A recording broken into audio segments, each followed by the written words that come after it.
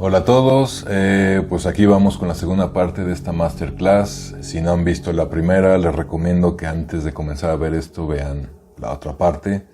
Si no, no van a entender ni madres de lo que estoy hablando ahorita, de lo que voy a hablar. Y si ya lo vieron, comenzamos.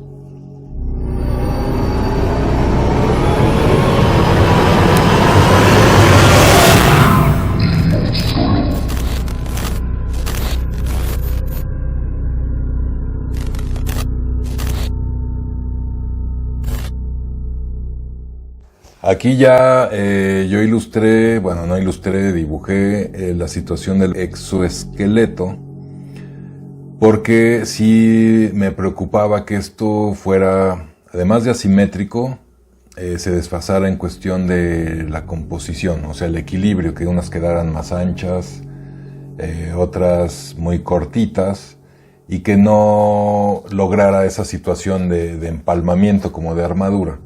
Entonces sí necesitaba, si lo hacía yo así al azar, o sea, sin medidas, pues iban a quedar aquí de cierto tamaño y al final iban a quedar una chiquitita o todas estas chiquitas, y eso es lo que no quería.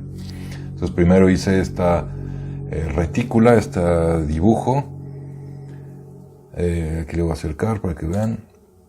Y luego lo enumeré, ya dibujé bien cómo iba a ir toda la situación, unas más grandes que otras, pero esto por sentido de dónde caían. Por ejemplo, estas debían ser más gruesas porque iban sobre los hombros y estas sobre la cadera, y estas ya al final en el rabo pues debían ser las que cubren el coxis, pues más cortas. Y además de que por ejemplo, primero es esta, luego esta, para que vayan empalmadas una sobre otra, y no al revés. Entonces tuve que comenzar primero con estas para que se fueran encimando. Ya que tuve esto, de aquí saqué unas plantillas que las dupliqué en una mica gruesa, transparente, y con esto sobre una placa de Sculpey delgada los fui recortando y simplemente los fui colocando según el número que le correspondía. Aquí como se ve. Como les decía, empecé de atrás hacia adelante, cuidando que se viera esta situación, porque además era importante, si no, no se iba a entender que iba una sobre otra. Por ejemplo, estos bultos que se fueron haciendo aquí, sí fui cuidando muy bien, y esto pues la mejor forma, la forma más práctica fue haciéndolo con Sculpey delgado. Ya que los puse en su lugar, ya comencé a detallar.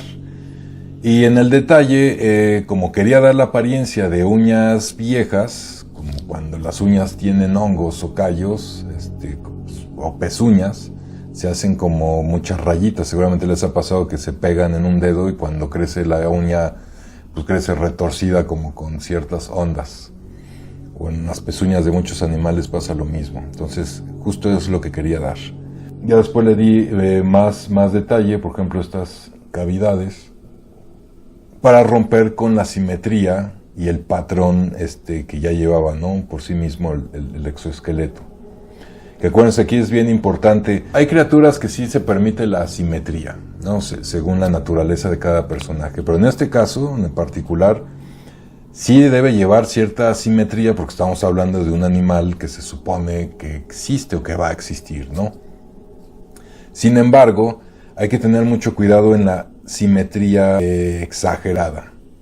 Entonces, para lograr algo orgánico, dentro de la simetría debe haber cierta asimetría. Como por ejemplo, si piensan en una planta, a simple vista se ve simétrica, o las alas de una mariposa, pero en sí mismas son asimétricas. Entonces, ese lenguaje es un elemento más para obtener más vida y más realismo.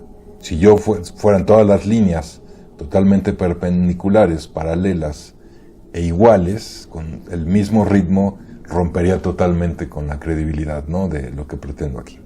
Y bueno, ya que tenía resuelto todo esto, incluyendo su respectiva textura, me di cuenta cómo iba a resolver esta situación, porque pues no me gustaba cómo se veía, no se veía como natural, no era lo que pretendía. Yo pretendía que esto fuera un exoesqueleto, pero como tipo uñas, que se contrayeran para que cuando el elefante caminara, pues se pudiera mover. Pero así simplemente sobre la piel, pues no parecía que salía de ningún lugar, parecía más bien algo como medieval, como otra cosa que no me gustaba. Entonces decidí ponerle esta situación. Ya les expliqué al principio del video. O sea, que se viera que están encarnadas, ¿no? El exoesqueleto, las uñas, como le quieran llamar. Entonces para esto lo resolví con estas formas. Aquí ya están alisadas y fusionadas con el alcohol. Ya en este punto yo ya tengo la escultura resuelta. Ahora sigue la parte ya del detallado más fino, ¿no? Que es lo que finalmente le va a dar vida a un personaje. Yo lo que quiero es recrear y hacer lo más realista posible mi escultura, que deje de ser una escultura y que se convierta en un animal. Una vez que uno entiende eso, los procesos te van guiando en el nivel de detalle, y obviamente para ciertos niveles de detalle se necesitan ciertas técnicas y con ellos ciertos procesos y ciertas herramientas. Así que el siguiente paso obvio era ahora darle sentido, dirección y tensión a la piel, porque aquí pues no se ve ni qué grosor es, ni siquiera se entiende, nada más se ve que hay músculos. Pero como les decía, aquí yo lo que pretendía era lograr que la piel se viera delgada, a pesar de que los músculos por debajo se ve que son gruesos y están tensos. Y esto se logra, bueno, lo logré con estos churritos que ven aquí. Y entre más delgados, pues quiere decir que más delgada es la piel. Si yo hubiera hecho estos churros más gruesos, me habría evocado mucho más grosor en la piel. Pero no quería eso, no quería que se viera como piel de elefante, que además la piel de elefante se arruga de otras formas, ¿no? Y otra cosa importante, además del grosor de estos churritos, era pues la dirección. Volvemos a lo mismo, ya la cuestión anatómica. Tomando en cuenta hacia dónde van los músculos y por qué se están tensando a partir del movimiento que están produciendo los respectivos músculos, ¿no? Igual aquí se ve como si fueran salpicadas de pintura de algún material, pero pues yo aquí ya entiendo que son pliegues, ¿no? De piel, que más adelante verán. Aquí otra cosa importante que yo quería plasmar, para hacer como un descanso visual y no se viera muy repetitivo, a pesar de que unos son más largos, unos más cortos, unos más delgados, las direcciones cambian un poco según la dirección del músculo, para hacerlo todavía más parecido a un elefante, o en pieles guangas como de la gente ya mayor, por lo general se van colgando. Es como si se acumulara aquí piel, y como esta pata va hacia atrás, pues aquí se van a hacer muchos pliegues de piel colgada, y eso le da todavía más realismo, ¿no? Más credibilidad. Aquí se ve mejor. Este está hacia atrás, entonces aquí se van a arrugar y rompe un poco con toda esta situación de los pliegues. Pero cuando es el sentido contrario, la pata va hacia adelante, se tensan un poco. Aunque sigue esa misma carne ahí amontonada, se estiran un poco. Y lo hace todavía más orgánico. Igual aquí esto sí pasa en los elefantes de la vida real, en sus como codos. Son codos al revés, pero la función es la misma que en nosotros, bueno, codos o rodillas, igual como que se apelmaza la piel. Entonces sí, eso sí me procuré de colocárselo. Aquí en esta foto ya está fusionado todo. Ahora sí ya tiene sentido la piel, ya se denota. Aquí se ve que es piel gruesa, porque es el cuello. Aquí se ve que es piel que simplemente cubre los músculos. Aquí se ve piel apelmazada. Igual aquí se ve que es piel tensa. Entonces ya cambian como todos los matices de lo que produce nuestro órgano más grande, que es la piel. Aquí se ve mejor, otra foto, lo que les comentaba aquí. Sin embargo, pues está todavía muy sintético, está muy plano, o sea, todavía no tiene vida. Hace falta ir al siguiente nivel, que es el detalle profundo, ya el último y al que muchos le sacan, y los que muchos al final impiden, o ellos mismos provocan a que sus criaturas, sus personajes no cumplen con la vida necesaria.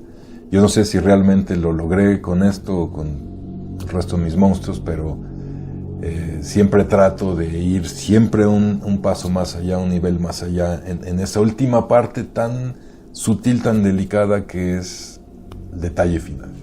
Y aquí está lo que les decía.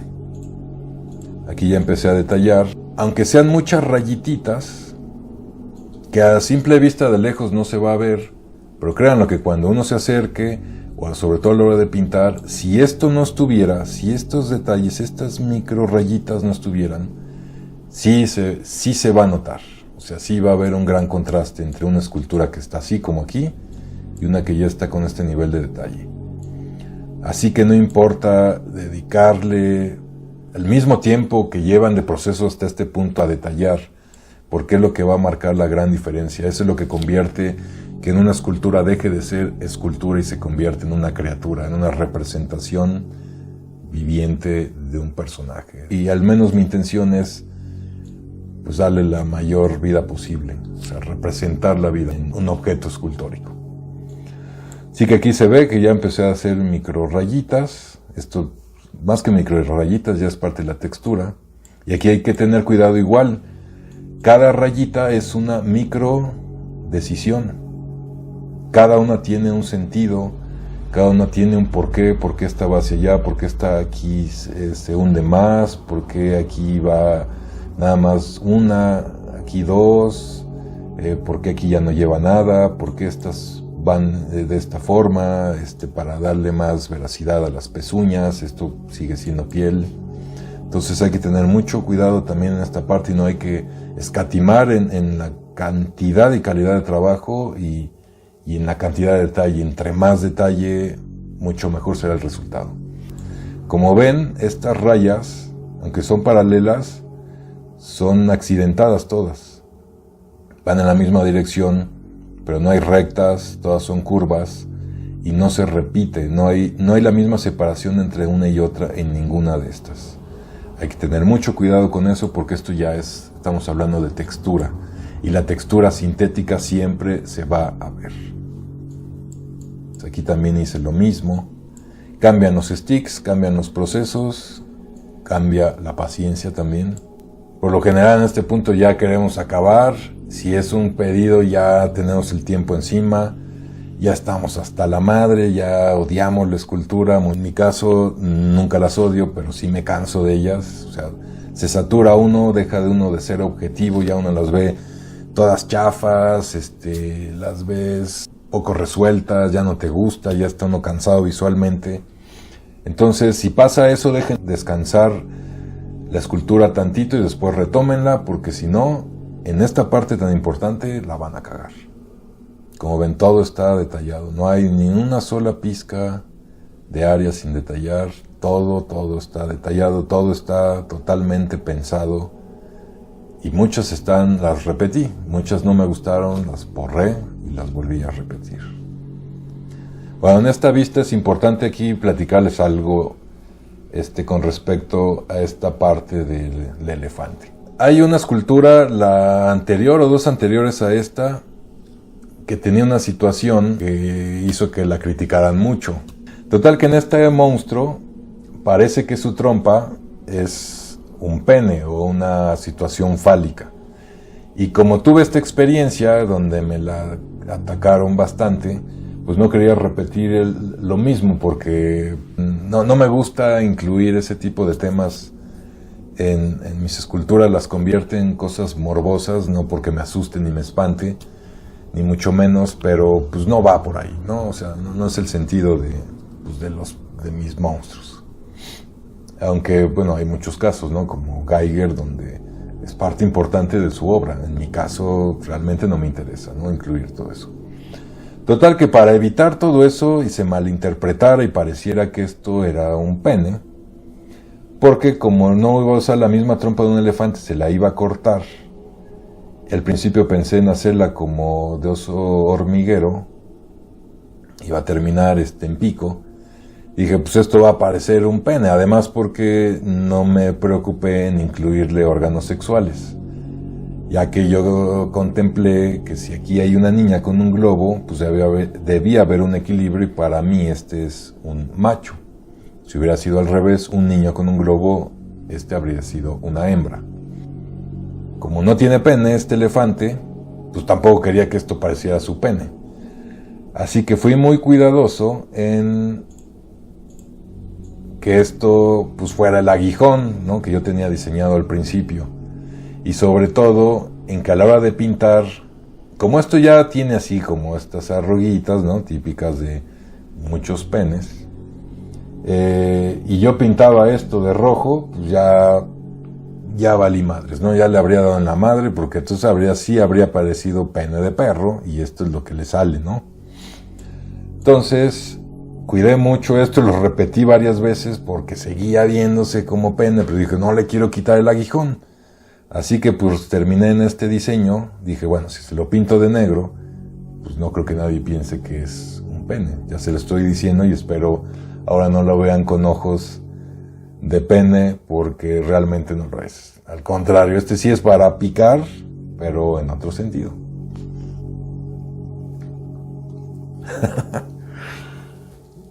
Y no se reproduce con esto, ¿eh? No tengo puta idea cómo se reproduce, pero al menos con esto no. Esta foto no es para seguir viendo los detalles, sino para mostrarles cómo empecé a diseñar sus colmillos. Como ven, aquí es un alambre.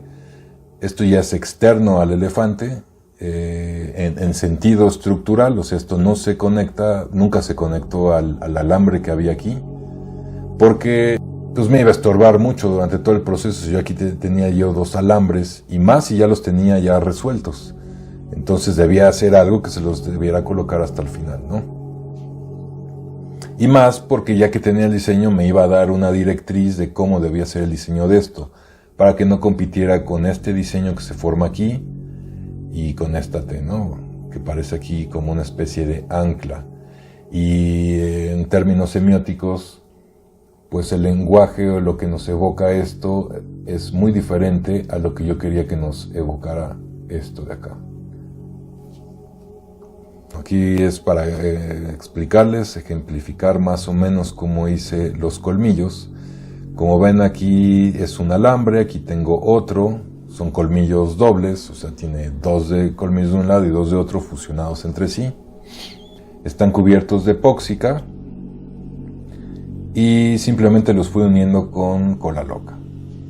Aquí, para lograr estas estructuras y yo poder trabajar más estas cavidades, les fui poniendo palitos de la misma epóxica, igual pegados con cola loca.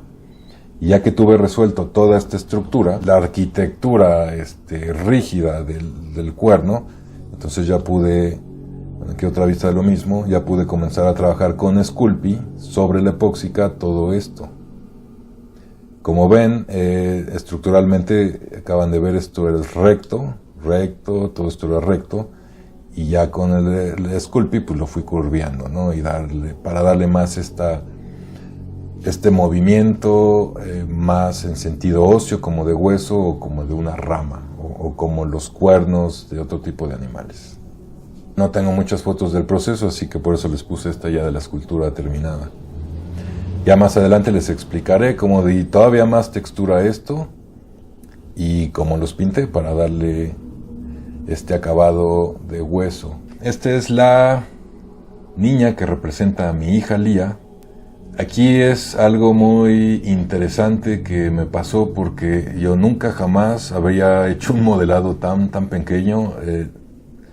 Bueno, aquí está sobre mis manos son muy grandes, pero no se dejen engañar porque la niña realmente mide 4 centímetros de altura de los pies a la cabeza, entonces es muy chiquita. Si tienen una regla en la mano, mídanla y entenderán la proporción de la niña y con ella la proporción del elefante completo. Sí fue un desafío, fue un reto tratar de modelar un humano tan pequeño, que además sea un niño, porque la anatomía y las proporciones cambian mucho de un niño a un adulto, o sea, sí es diferente, sí es complejo, y más esta escala pequeña a una escala mayor. Y además de eso, pues ponerle el rostro y que se pareciera a mi hija, si no, no iba a tener sentido. Tuviera la expresión y todos los demás elementos que contiene o debe contener una escultura, que no solo son las formas, sino la postura, la posición, que es lo que nos da el lenguaje corporal. Así fue complicado. Esto es de Super Sculpey. Como ven, lo que les decía, no solo es una niña pues parada así y ya, o sea, es una niña que le está entregando un globo a un monstruo.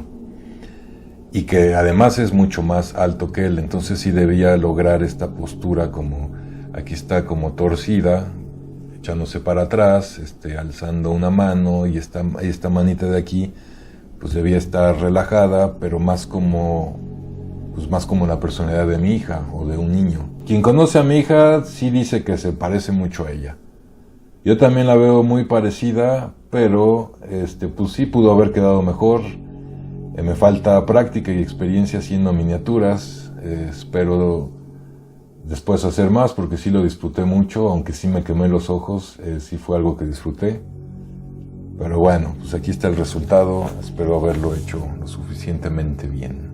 Lo que traté aquí es, además de que se pareciera a mi hija, pues que tuviera expresión como de gusto, ¿no? De toparse con un elefante, que es el animal que más le gusta a ella, aunque sea un monstruo. Como si ella estuviera entendiendo que se está afrontando con un monstruo que le hizo su papá. Creo que quedó más con cara de asombro o de enojada, pero bueno, ya de lejos no se nota tanto, ¿no? Lo que importa aquí es pues la expresión corporal. Y sí, realmente sí se parece. Como mi hija se parece mucho a mí, de hecho se parece hasta un poco a mí. Un poco a mí cuando era más joven y cuando tenía el cabello largo. Espero que cuando mi hija vea esto con los años, pues se identifique a sí misma. Y sí se vea como ella en niña, sino qué chiste tiene. Porque pues aunque esta escultura es para un cliente, pues sí quedarán las fotos. Y a mí lo que me importa, además de que el cliente quede satisfecho, pues es, en este caso, pues lo que piense mi hija, ¿no? Cuando vea esta escultura que le hizo su papá muchos años atrás. Aquí está el globo, también es de Sculpey. Tiene un alambrito, este alambrito, híjole, no me acuerdo dónde lo saqué. Ah, sí. Es tan delgado, ven aquí mi uña, o sea, es muy delgado, es 1 milímetro de grosor. Entonces pues no había forma de conseguir eso en otro lugar más que pues, en un cable. Entonces lo que hice fue que peleé un cable de electricidad, le saqué el alambre de cobre y eso me sirvió para hacer el hilo. Además debía ser lo suficientemente resistente para que estuviera como flotando, ¿no? A la hora de pegárselo a la mano de la niña, pues se vea como que tiene movimiento, está flotando. Aquí ya lo comencé a pintar. Más bien aquí estaba haciendo pruebas del color de cabello, porque el color de cabello de mi hija también no es muy fácil de igualar. Es más o menos como este tono, parecido al color de mis barbas. Entonces, bueno, más bien estaba haciendo pruebas y sobre todo que cuando ya uno pinta comienzan a salir todas las imperfecciones. Y yo lo que hago es cuando no estoy seguro de la textura, de qué tan depurado está, pinto ciertas zonas y antes de seguir con la pintura, eso me permite corregir ciertas partes para después ya poner la pintura definitiva. Y más bien eso es lo que estaba haciendo aquí. Y bueno, aquí está el resultado final. Fue muy difícil, ahorita veremos, la técnica de pintura lleva muchos procesos, que es base, wash, barrido, pero por la escala simplemente pude hacer 2, que fue la pintura base y luego el barrido, para darle ciertas luces y no se viera tan contrastante la calidad de acabados y de pintura de la niña con el elefante. Igual aquí en el cabello solo me permitió hacer tono base y el wash, y aquí solo tono base y el barrido. La piel decidí dejarla así porque si le metía más tonalidades, como no tengo mucha experiencia pintando cosas tan pequeñas, quizá la podía oscurecer de más o ensombrecer y así cambiar pues la expresión de la cara. Bueno, aquí sí ya voy a hablar sobre composición cromática. Lo pinté de azul porque pues lo más lógico era, como es niña y como la personalidad de mi hija es muy dulce, muy tierna, pues lo lógico era de rosa. Pero como el elefante ya es rosa, se iba a ver como un cliché y se iba a ver... Además, una niña con falda y vestido rosa era como muy obvio, ¿no? Y se desequilibraba cromáticamente hablando. Entonces decidí ponerlo azul para que hubiera cierto equilibrio, y simplemente ponerle el detalle femenino pues en el color de sus botas, tenis, zapatos, no sé qué madre sea esto, y además por el color del cabello. Creo que fue como lo más sensato en términos de color. Aquí ya están toda la paleta de colores, todas las pinturas que utilicé para el elefante. Como ven son 1, 2, 3, 4, 5, 6, 7, 8. 8 tonos los que usé. Y dentro de estos los fui dividiendo en varias tonalidades. Por ejemplo, este lo hice más oscuro, este rojo más oscuro, más claro, este lo oscurecí también. Entonces al final yo calculo que habré usado unos 20 tonalidades diferentes, más las que se van logrando con las diferentes veladuras. Veladura es cuando empalmas un tono y tiene cierta transparencia con el tono que le sigue, que es parecido a lo que se logra en la pintura en óleo o en acuarelas. O sea, de 3 tonos puedes lograr muchísimos más con las veladuras y los matices que le vayas dando. Y lo mismo pasa en la pintura de una escultura. Pero bueno, los tonos base y donde saqué todos esos 20 y tantos tonos, incluyendo estos de aquí, fueron con estos que están aquí arriba. La marca que yo siempre uso es Polytech, porque pues es la que tengo más a la mano y no es tan cara. Hay otros tipos de pinturas para modelismo, pero son carísimas. Ya te vienen todos los tonos exactos y no son tan fáciles de conseguir donde yo vivo. Así que como pues ya tengo cierta experiencia en yo crear los colores que yo quiero y cómo trabajar estas pinturas para que el resultado sea igual o mejor que el de las pinturas caras, pues me voy a la segura y a lo barato y a lo más práctico. Entonces comenzamos por el tono base. Los procesos de pintura se dividen en 3. En tono base, en el wash, que son las sombras, y en las luces, que es el barrido. Y va cambiando según de proceso, o sea, de una de esas 3, va cambiando el grosor o la espesura de la pintura, va cambiando con qué se aplica, con qué herramientas, si es con pincel, esponja o aerógrafo. El tono base yo sugiero que siempre se aplique con aerógrafo, porque si tú lo aplicas con pincel o con esponja, por más delgada que esté la pintura, para empezar, si está muy delgada, vas a empezar a hacer un marranero de tonalidades, porque esto mismo ya por sí solo ya tiene el color de Sculpey. Entonces hay que poner muchas capas para que cubra todo si es que es muy delgada la pintura porque estás usando pinceles. Y con el aerógrafo te permite no engrosar mucho la pintura y así no matar todos los detalles, sobre todo detalles como de esta escultura que son milimétricos.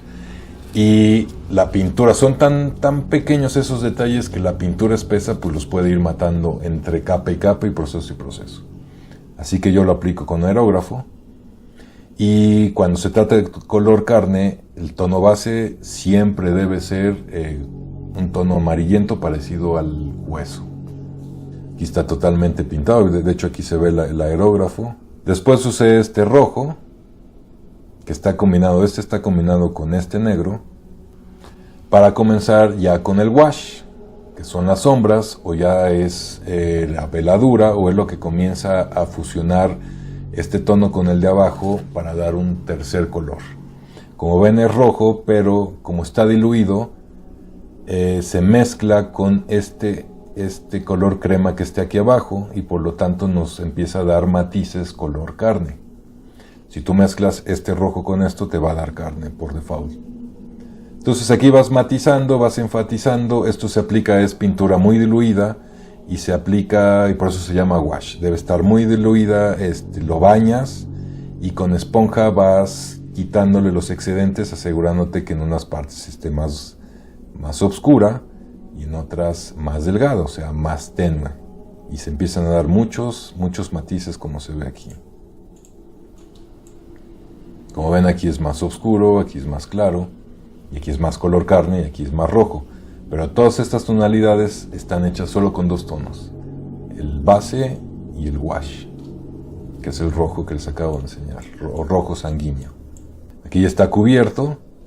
Como ven, aquí tiene ya muchos más rojos.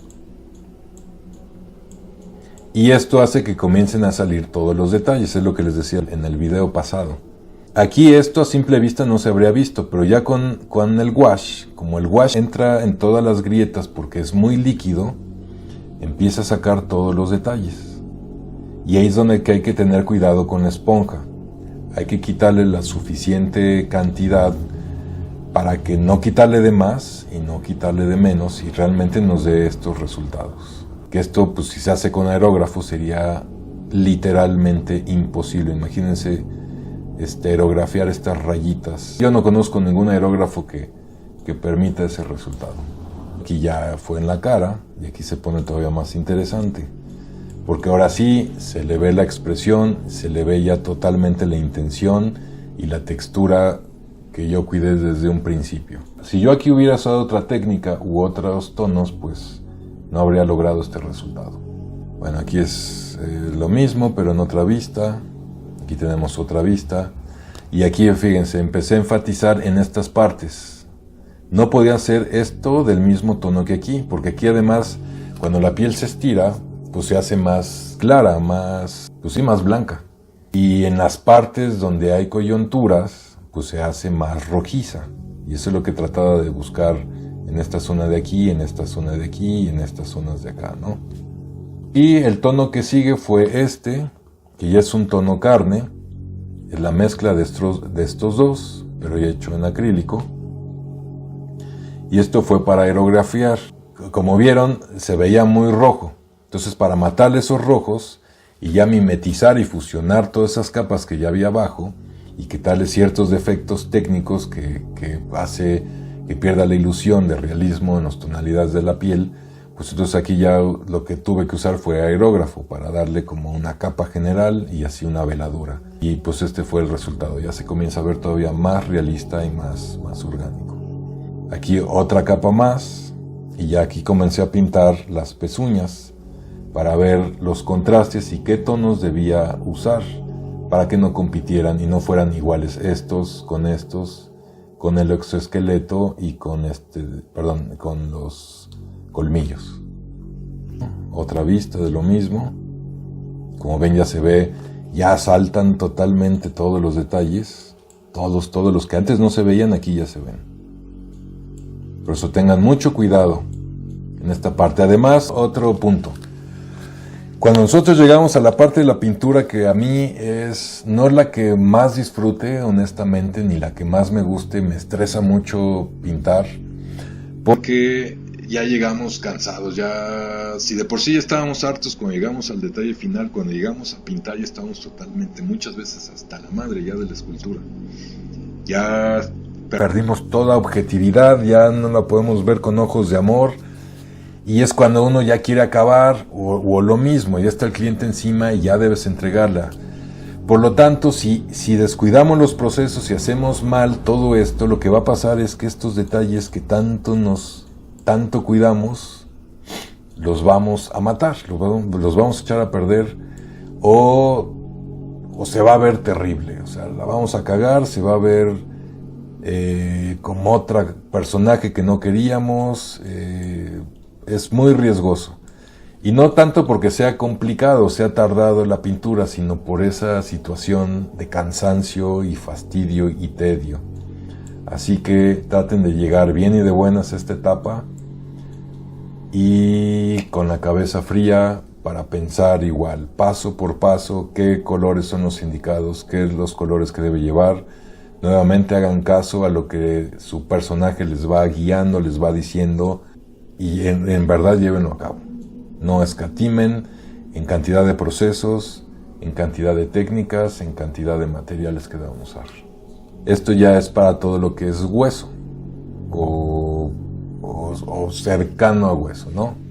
A uñas, pezuñas, cuernos, colmillos. Aquí usé un tono muy parecido al tono base, al color crema, solo que un poco más oscuro, porque aunque ya no parece crema esto, ya no se ve, ya es rosita, ya es color carne y rojizos. Si yo usaba el mismo tono, sí se iba a notar, se iba a ver como mal pintado, ¿no? Como que ya me dio hueva, como que ya no está bien resuelto, como que algo no está bien. Es como si tú llegas y ves a un animal, un alce, y ves que el tono de su pelaje es del mismo tono de sus pezuñas, aunque sean brillosas, y el mismo tono de sus cuernos. Se va a ver como que algo no está bien, aunque sea dentro de la misma composición cromática y la misma gama de colores. Entonces hay que tener cuidado con estas sutilezas, sí que varíe un poco entre una y otra. Por lo tanto, para evitar esto, aunque se parece mucho el tono base, el exoesqueleto, preparé estos tres para matizar por separado. Así que aquí le puse estos amarillos para que se vean como uñas viejas y podridas, típicas, pues no de un elefante, pero sí de un humano bastante puerco. Aquí se empiezan a salir todos estos detalles y ya le empieza a dar como más vida. Y además que se ve bien este contraste de estos tonos con estos. No compiten entre sí, sino que se equilibran.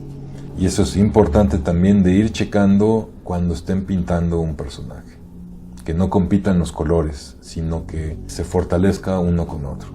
Aquí ya está prácticamente terminado, aquí ya pinté. Igual faltaron fotos porque es muy difícil estar tomando fotos cuando tienen las manos embarradas de pintura, y como esto siempre lo hago solo, porque no me gusta trabajar con nadie mientras pinto, pues se me fue tomarle fotos al proceso. Pero bueno, imagínense las etapas a partir de esto y lo que les expliqué.